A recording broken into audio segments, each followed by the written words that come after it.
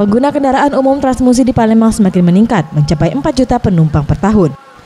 Terkait hal ini, Direktur Operasional SP2J Antoni Rais mengatakan, pihak SP2J akan menerima 100 unit bus tambahan.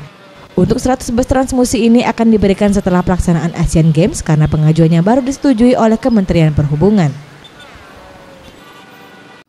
Tapi melihat perkembangan, mungkin akhir tahun baru dapat, jadi mungkin bulan Desember untuk kita untuk penambahan armada di Transmusi, bantuan dari pemerintah pusat.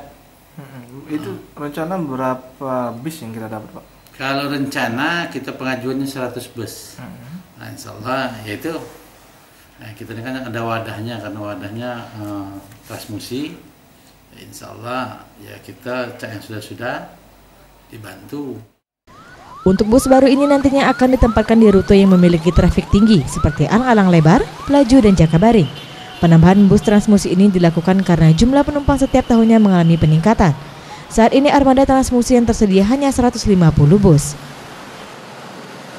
Tim Liputan Sriwijaya TV.